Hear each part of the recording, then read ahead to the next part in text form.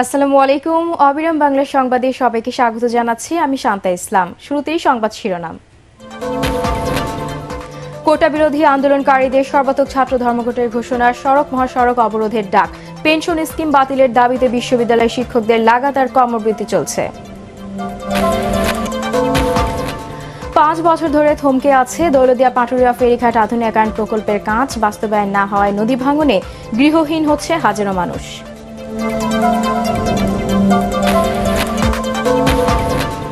অযত্ন, অবহেলা আর পরিচর্যার অভাবে ঐতিহ্য হারাচ্ছে ঐতিহাসিক মুজিবনগর মুক্তিযুদ্ধ স্মৃতি কমপ্লেক্স। বাগানের বেহাল দশা দেখে হতাশ দর্শনার্থীরা।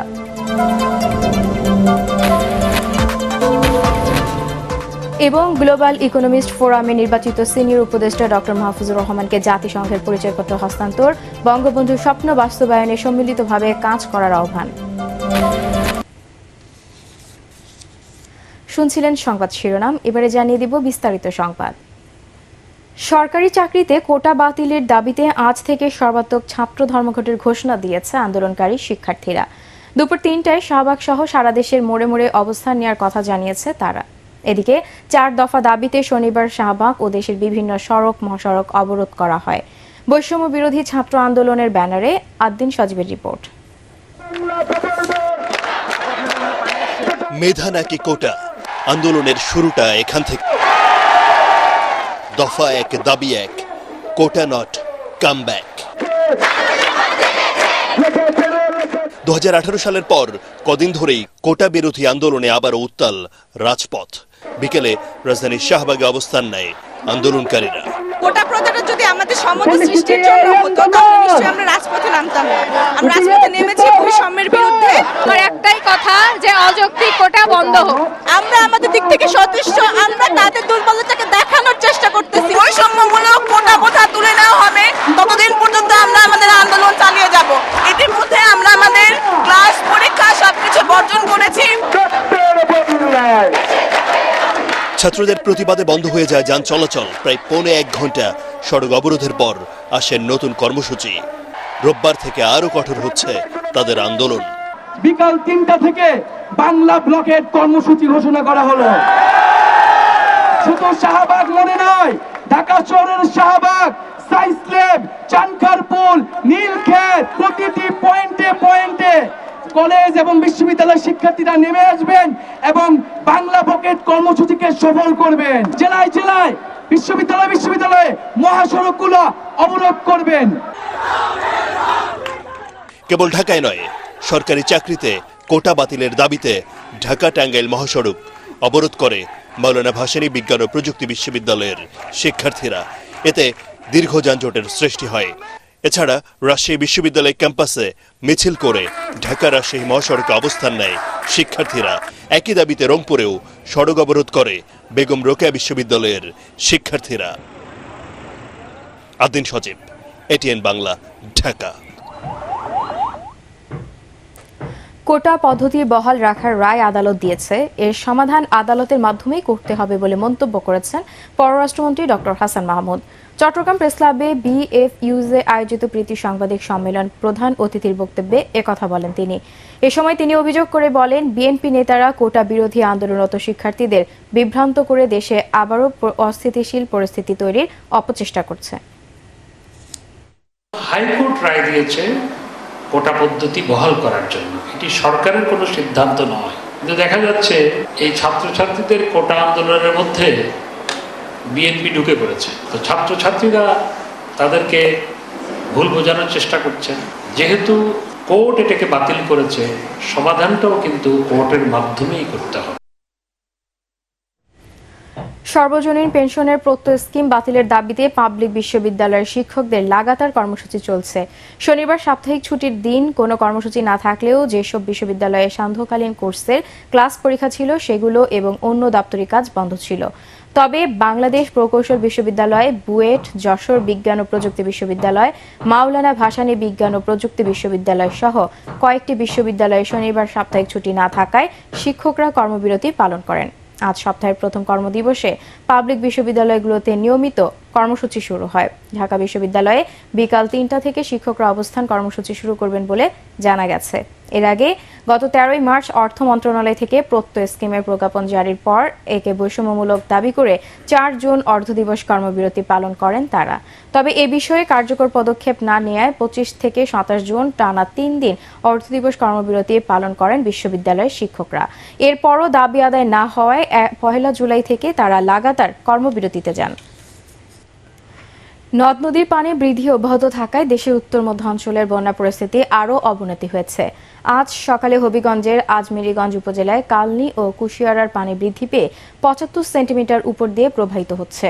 পানিবন্দী হয়েছেন ৫টি ইউনিয়নে আরও ৬০,০০০ মানুষ। কুড়িগ্রামে ব্রহ্মপুত্র, ধরলা ও দুধকুমার নদের পানি ৬টি পয়েন্টে বিপদসীমার উপর দিয়ে বইছে। নাগেশ্বরী উপজেলায় দুধকুমার নদীর স্রোতে বাঁধের ৩০০ মিটার ধসে নতুন করে প্লাবিত হয়েছে আরও ১২টি গ্রাম। শুকনো খাবার, বিশুদ্ধ পানি ও জীবন রক্ষাকারী ওষুধের সংকট দেখা দিয়েছে এখানে।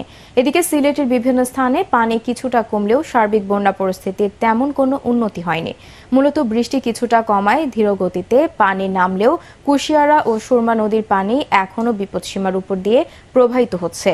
পানিবন্দী কমপক্ষে ৬০ লাখ মানুষ। ১৭ জুলাই বুধবার পালিত হবে পবিত্র আশুরা। শনিবার বাংলাদেশের আকাশের কোথাও চাঁদ দেখা যায়নি, ফলে আজ রোববার পবিত্র জিলহজ মাসের ৩০ দিন পূর্ণ হবে এবং কাল সোমবার থেকে পবিত্র মহরম মাস গণনা করা হবে। সেই হিসেবে ১৭ জুলাই বুধবার পবিত্র আশুরা পালিত হবে। শনিবার রাতে ইসলামিক ফাউন্ডেশন বায়তুল মুকাররম সভা কক্ষে জাতীয় চাঁদ দেখা কমিটির সভায় এই সিদ্ধান্তের কথা জানানো হয়। সনাতন ধর্মাবলম্বীদের অন্যতম ধর্মীয় অনুষ্ঠান শ্রী শ্রী জগন্নাথ দেবের রথযাত্রা উৎসব শুরু হচ্ছে আজ।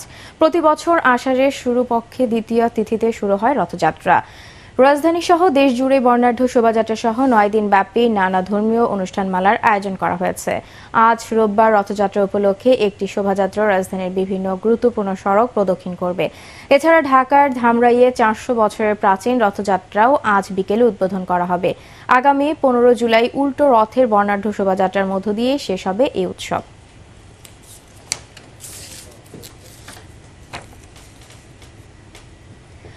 নদী ভাঙন রোধে ২০২০ সালে দৌলতদিয়া পাটুরিয়া ফেরিঘাট আধুনিকায়ন প্রকল্প পাশ করে জাতীয় অর্থনৈতিক পরিষদের নির্বাহী কমিটি একনেক ১,৩৫১ কোটি টাকার প্রকল্পটির মেয়াদ এ বছর ডিসেম্বরে শেষ হওয়ার কথা থাকলেও আশ্চর্যজনকভাবে এখন পর্যন্ত কাজ শুরুই হয়নি। এদিকে প্রকল্প বাস্তবায়ন না হওয়ায় প্রতি বছর পদ্মার ভাঙনে গৃহহীন হচ্ছে হাজারো মানুষ। রাজবাড়ী থেকে লিটন চক্রবর্তীর রিপোর্ট, জানাচ্ছেন জাহিদুল আলম।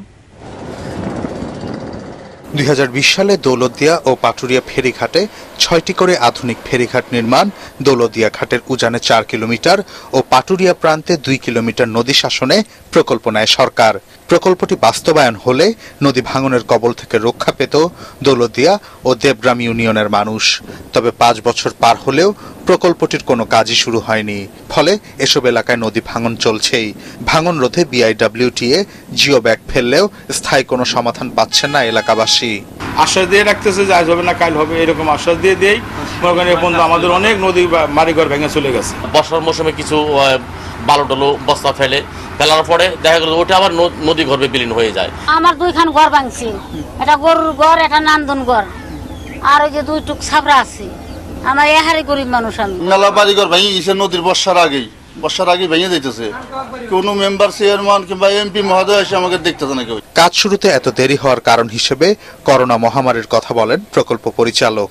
জমি অধিগ্রহণের কাজ হলে দেন আমরা তখন মূল কাজে হাত দিতে পারতাম। জমি অধিগ্রহণ একটা প্রক্রিয়াধীন আছে, তখন সরকার এই ডিসেম্বরে মানে ২৪ ডিসেম্বর, এটা তো ১৮ সালে শিডিউলে করা, যদিও ২০২০ পাস হয়েছে ১৮ সালে শিডিউলে করা। যেহেতু ওয়াটার বোর্ডের অংশ আছে, ওয়াটার বোর্ডের অংশগুলো সবকিছু তো হ্যাঁ কি সিদ্ধান্ত আপনাকে পরে আমি বলতে পারবো। নদী ভাঙন রোধে প্রকল্পটির কাজ দ্রুত শুরু করার দাবি জানান গোয়ালন্দ উপজেলার পদ্মাপাড়ের সাধারণ মানুষ। Bureau report, ATN Bangla. বাংলাদেশের স্বাধীনতার ইতিহাসের সাথে জড়িয়ে রয়েছে মুজিবনগর আম্রকাননের নাম। তৎকালীন বৈদ্যনাথ তলার এই আম বাগানের শপথ নিয়েছিলেন স্বাধীন বাংলাদেশের প্রথম সরকার। কিন্তু অযত্ন, অবহেলা আর পরিচর্যার অভাবে প্রতিনিয়ত মারা যাচ্ছে বাগানের গাছ, ঐতিহ্য হারাচ্ছে ঐতিহাসিক এই স্থানটি। বাগানের বেহাল দশা দেখে হতাশ দর্শনার্থীরা। ইতিহাস রক্ষায় বাগানটি বাঁচানোর তাগিদ স্থানীয়দের। মেহেরপুর থেকে উম্মে ফাতেমা রোজিনার রিপোর্ট, জানাচ্ছেন আসিফুর রহমান সাগর। 1971 সালে 17 এপ্রিল মেহেরপুরের বৈদ্যনাথতলার আম্রকাননে শপথ নেয় স্বাধীন বাংলাদেশের প্রথম সরকার। তারপর থেকেই স্থানটি পরিচিতি পায় মুজিবনগর হিসেবে। আম বাগানটিকে ঘিরে 80 একর জমিতে তৈরি করা হয়েছে মুজিবনগর মুক্তিযুদ্ধ স্মৃতি কমপ্লেক্স। এর প্রায় 40 একর জমিতে আমের গাছ ছিল 1260টি, এখন কমে দাঁড়িয়েছে 970টিতে। নিয়মিত পরিচর্যা না করায় প্রতিনিয়তই কমছে আমের গাছ। বাগানের অনেকটাই এখন ফাঁকা, প্রায় প্রতিটি গাছে জমেছে আগাছা আর শ্যাওলা। বাগানের এমন বেহাল দশা দেখে হতাশ দূর দূরান্ত থেকে আসা দর্শনার্থীরা। আম গাছের পরিবেশগুলো একটু ভালো হলে এখানে আরো ভালো লাগতো। ইতিহাস হয়ে আছে আম বাগানগুলা, আমরা চাই সারা জীবন যেন এরকম সব থাকে, গাছগুলা যত্ন সহকারে থাকে। স্বাধীনতার ইতিহাসের অংশ এই বাগানটি রক্ষার দাবি এলাকাবাসী। এখন দিন দিন বিলুপ্ত হয়ে যাচ্ছে। বাগানটি কিভাবে দীর্ঘদিন বাঁচিয়ে রাখা সম্ভব, যেহেতু ঐতিহাসিক বাগান, সে ব্যাপারে প্রয়োজনীয় ব্যবস্থা গ্রহণ করা খুবই জরুরি। কৃষি মন্ত্রণালয়ের প্রকল্পের মাধ্যমে বাগানটি পরিচর্যার পরিকল্পনার কথা জানিয়েছে জেলা প্রশাসন। কৃষি মন্ত্রণালয়ের সাথে একটি চুক্তি হয়েছে 70 লক্ষ টাকার একটি প্রকল্প, সেটি হয়তো কিছুদিনের মধ্যে আমরা টাকাটি পাবো। সেখানে আমাদের যারা এই বিষয়ে বিশেষজ্ঞ, এই গাছগুলোকে নার্সিং করে কিভাবে টিকিয়ে রাখা যায়। ঐতিহাসিক এ স্থানটির স্মৃতি ধরে রাখতে সরকার উদ্যোগী হবে, এমনটাই প্রত্যাশা সকলের। Bureau report, ATN Bangla. বঙ্গবন্ধুর স্বপ্নের সোনার বাংলা গড়তে সকল চ্যালেঞ্জ মোকাবেলা করে সম্মিলিতভাবে কাজ করার আহ্বান জানিয়েছেন ATN বাংলা ও ATN নিউজের চেয়ারম্যান ডক্টর মাহফুজুর রহমান। রাজধানীর কারওয়ান বাজারে ATN বাংলার প্রধান কার্যালয়ে গ্লোবাল ইকোনমিস্ট ফোরাম আয়োজিত অনুষ্ঠানে একথা বলেন তিনি।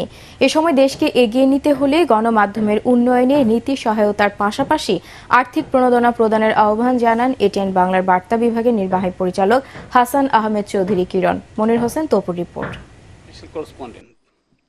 জাতিসংঘের অর্থনৈতিক ও সামাজিক পরিষদের পরামর্শ সংস্থা হিসেবে বিশ্বের 104টি দেশ নিয়ে কাজ করা গ্লোবাল ইকোনমিস্ট ফোরাম এই অনুষ্ঠানের আয়োজন করে। এ সময় সংস্থাটির নবনির্বাচিত সিনিয়র উপদেষ্টা, শিল্পপতি ও মিডিয়া ব্যক্তিত্ব ডক্টর মাহফুজুর রহমানকে আনুষ্ঠানিকভাবে জাতিসংঘের পরিচয়পত্র হস্তান্তর করা হয়। ফলে জাতিসংঘের সদস্যভুক্ত দেশগুলোতে VIP মর্যাদা পাবেন তিনি। সংস্থার কেন্দ্রীয় সভাপতি ডক্টর এনায়েত করিম জানান, দেশের উন্নয়নে কৃষি ও স্বাস্থ্য খাতে বিনিয়োগ করতে হবে। $245 বিলিয়ন ইনভেস্টমেন্ট নিয়ে কাজ করছি বাংলাদেশে আনার জন্য। সেটা দুই একটা প্রজেক্ট হয়তো ডক্টর মাহফুজুর রহমান সাহেবের সঙ্গে মিলে করব আমরা। অনুষ্ঠানে লেখক অধ্যাপক ডক্টর আনোয়ারুল করিম, ATN বাংলার অনুষ্ঠান ও সম্প্রচার বিভাগের উপদেষ্টা তাশিক আহমেদ উপস্থিত ছিলেন। ডক্টর মাহফুজুর রহমান হলেন উনি একজন ভিশনারি মানুষ, উনি অনেক দূর পর্যন্ত দেখতে পান।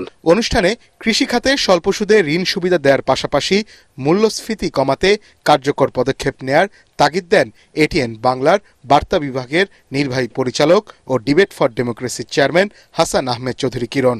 এই যে মাছ উৎপাদনে আমরা দ্বিতীয় হচ্ছি, কিন্তু আমার দেশের মানুষ তো সাশ্রয়ী মূল্যে মাছ খেতে পাচ্ছে না, সাশ্রয়ী মূল্যে খাদ্যশস্য পাচ্ছে না, সাশ্রয়ী মূল্যে তারা শাকসবজি পাচ্ছে না।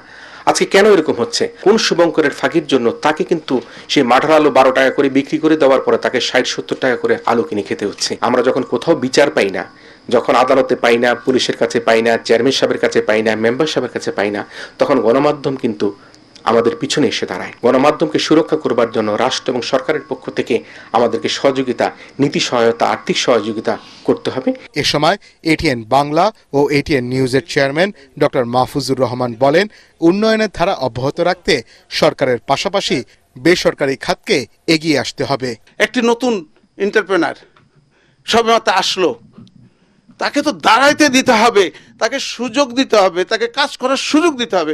তাকে যদি না দেন, শুরু থেকে যদি তার বদনাম করতে থাকে, সে তো মুক্তপুরে পড়ে যাবে, কোনোদিন আগাইতে পারবে না।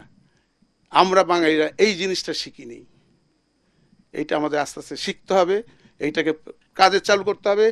সমালোচনা করব, পজিটিভ সমালোচনা, যে আমরা কারো ভালো দেখতে পাই না, যে ভালো করতে যায় তার পা ধরে টান দিয়ে আমরা নিচে নামার চেষ্টা করি। এই নীতিটা আমাদের ত্যাগ করতে হবে। সংস্থাটির সিনিয়র অ্যাডভাইজার নির্বাচিত হওয়ায় জাতিসংঘের সকল অধিবেশন, সেমিনার ও নীতি নির্ধারণী সভায় অংশগ্রহণ করে পরামর্শ দিবেন ডক্টর মাহফুজুর রহমান। শুভেচ্ছা জানাচ্ছেন মনির হোসেন তপু, ATN বাংলা, ঢাকা। নওগাঁয় এসএসসি পরীক্ষায় জিপিএ 5 অর্জনকারী 560 জন শিক্ষার্থীকে সংবর্ধনা দিয়েছে ইথেন এন্টারপ্রাইজ। অনুষ্ঠানে প্রধান অতিথি ছিলেন খাদ্যমন্ত্রী সাধন চন্দ্র মজুমদার। এ সময় তিনি একাডেমিক শিক্ষা গ্রহণের পাশাপাশি শিক্ষার্থীদের মানবিক গুণাবলী অর্জনের বিষয়ে গুরুত্ব আরোপ করেন। এ সময় সংসদ সদস্য ব্যারিস্টার নিজামুদ্দিন জলিল, আয়োজক সংস্থার স্বত্বাধিকারী ও এফবিসিসিআই এর পরিচালক ইকবাল শাহরিয়ার রাসেল অন্যান্যের মধ্যে উপস্থিত ছিলেন।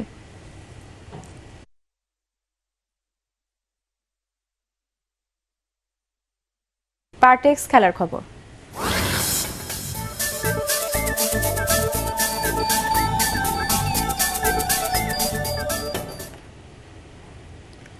টাইব্রেকারে ব্রাজিলকে 4-2 গোলে হারিয়ে কোপা আমেরিকার সেমিফাইনালে উঠেছে উরুগুয়ে। নির্ধারিত সময়ের কোনো দলই গোল করতে পারেনি।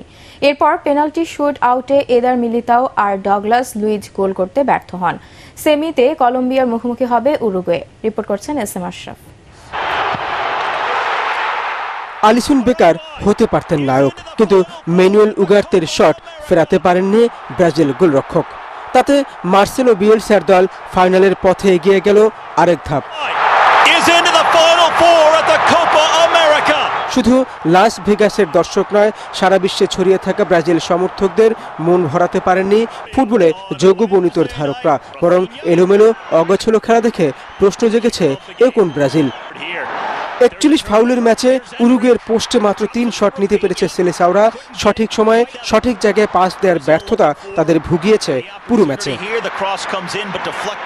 অন্যদিকে উরুগুয়ে পুরো ম্যাচে একবারই প্রতিপক্ষের পোস্টে বল পাঠায়, তবে 35 মিনিটে ডারউইন নুনেজ পারেননি দলকে এগিয়ে নিতে। ম্যাচের 74 মিনিটে রদ্রিগোকে ফাউল করলে নান্দিসকে লাল কার্ড দেখান রেফারি। পরের সময় 10 জন নিয়ে খেলে রোনাল্ড আরাউহোরা। যদিও একজন বেশি নিয়ে খেলে 5 বারের বিশ্ব চ্যাম্পিয়নরা সেই সুযোগ কাজে লাগাতে পারেননি। এরপর টাই ব্রেকারে প্রথম শটে এদার মিলিতাও লক্ষ্যভেদ করতে ব্যর্থ হন, পারেননি ডগলাস লুইজও। তাতে আরও একবার মন খারাপের মুহূর্ত নিয়ে মাঠ ছাড়তে হয় ব্রাজিলকে। এসএম আশরাফ, এটিএন বাংলা। শেষ করার আগে সংবাদ শিরোনাম আরও একবার। কোটা বিরোধী আন্দোলনকারীদের সর্বাত্মক ছাত্র ধর্মঘটের ঘোষণা, সড়ক মহাসড়ক অবরোধের ডাক। পেনশন স্কিম বাতিলের দাবিতে বিশ্ববিদ্যালয় শিক্ষকদের লাগাতার কর্মবিরতি চলছে। 5 বছর ধরে থমকে আছে দৌলতদিয়া পাটুরিয়া ফেরিঘাট আধুনিকায়ন প্রকল্পের কাজ। বাস্তবায়ন না হওয়ায় নদী ভাঙনে গৃহহীন হচ্ছে হাজারো মানুষ।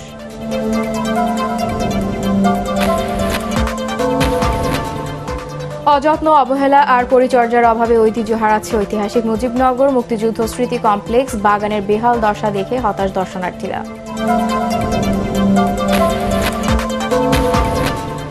এবং গ্লোবাল ইকোনমিস্ট ফোরামে নির্বাচিত সিনিয়র উপদেষ্টা ডক্টর মাহফুজুর রহমানকে জাতিসংঘের পরিচয়পত্র হস্তান্তর। বঙ্গবন্ধুর স্বপ্ন বাস্তবায়নে সম্মিলিতভাবে কাজ করার আহ্বান। পরবর্তী সংবাদ দেখার আমন্ত্রণ জানিয়ে এখনকার মতো শেষ করছি। এটিএন বাংলা সংবাদ ইউটিউবে দেখতে ব্রাউজ করুন youtube/ATN Bangla News। ধন্যবাদ।